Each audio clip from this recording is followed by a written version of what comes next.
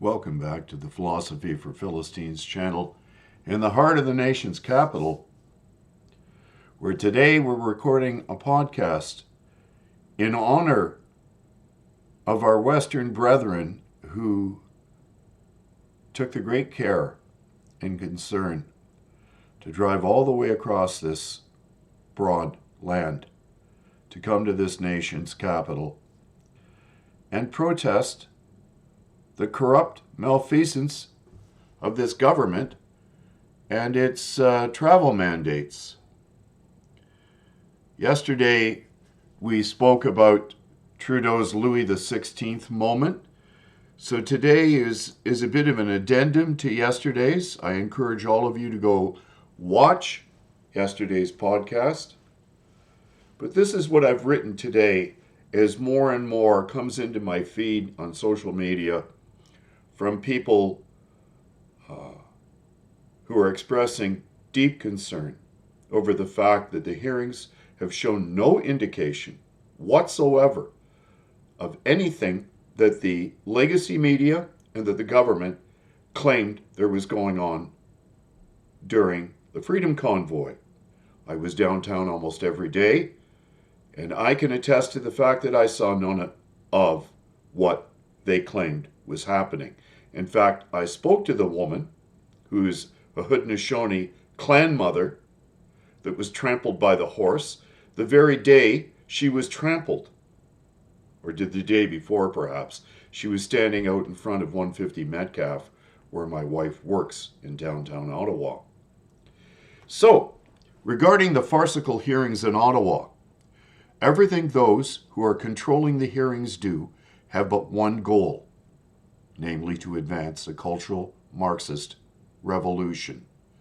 Contradictions are an essential part of that process, since belief in the revolution must supersede belief in demonstrable fact. This is an undeniable truth that anyone who has studied Marxism ought to know.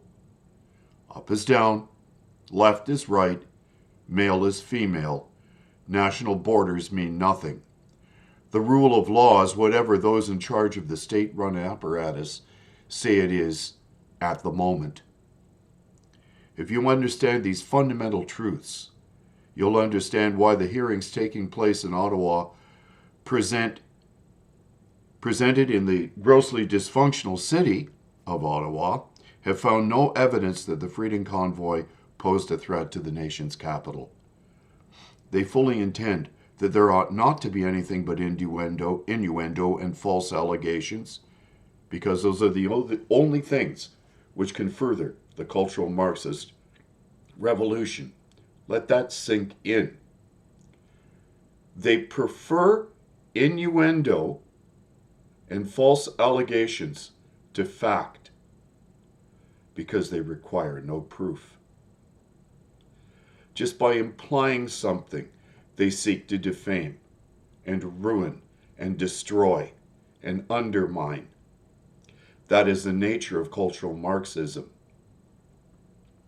Has anyone noticed that when freedom lovers protest, they don't damage things? Yet when climate change activists protest, they tear things down, destroy precious paintings and statues, and blow up pipelines.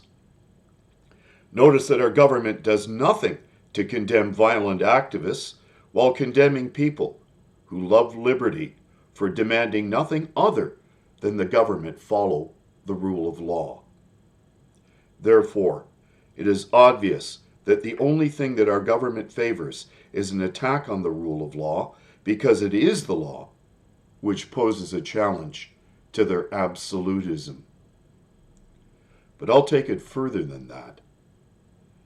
The left versus right political divide is an inheritance of the French Revolution, where those who believed the executive branch of the government was supreme sat to the right of the king, and those who believed a national assembly had the right to veto the king sat to his left.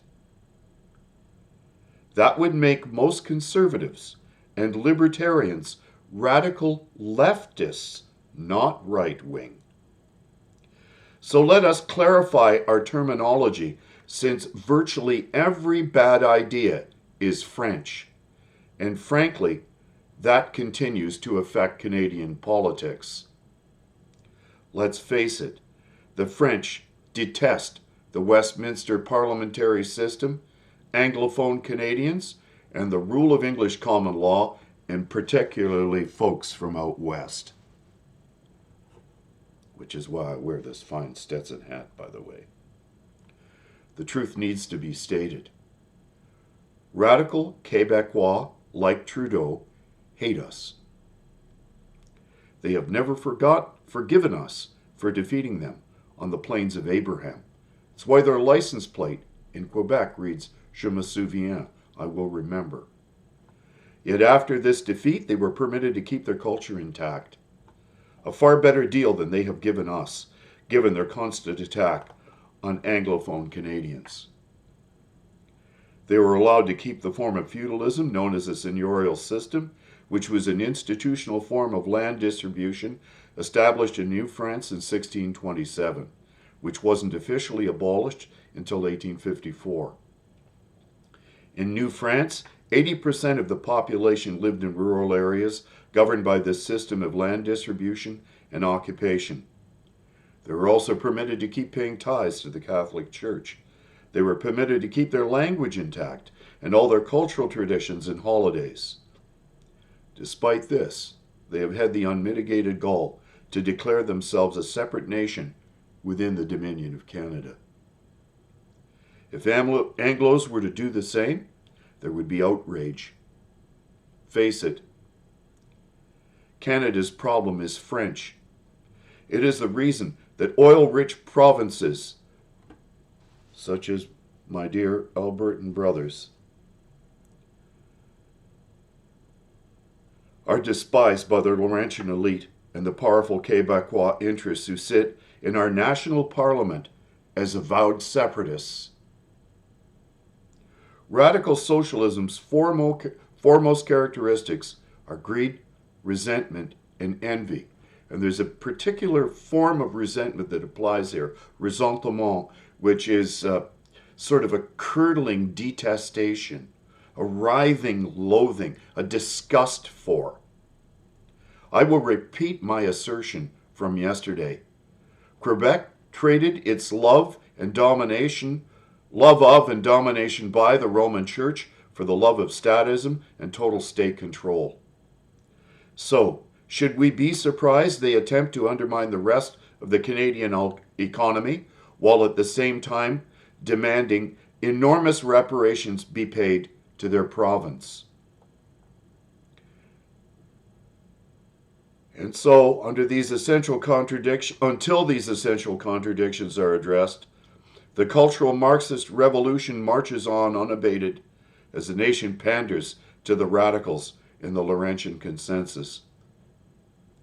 As noted British conservative Dr. David Starkey now famously asserted, all bad ideas are French.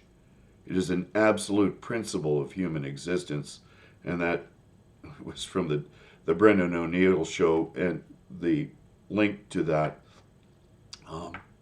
you can watch here. I provided you with the link. If you just open up the notes to my podcast, you can click on it and hear Dr. Starkey say that to you for himself, or by himself, or you know what I mean. Moreover, the Bolshevik Revolution was nothing other than an attempt to complete the process begun by the French Revolution, where a never-ending revolution is the entire point, since the realization of their utopian dreams always lies somewhere over the horizon. Constant destabilizing of established order is how the revolution vows to advance itself. Postmodernism and cultural Marxism are merely steps along the path to utter, totalitarian, despotic control of humanity. So there's some things to think and pray about, as once again, I salute my Western brethren for taking the long trip to come to Ottawa and for having the guts to be so mislabeled by our federal government. It is a complete and utter shame that you have been treated this way. God bless you all.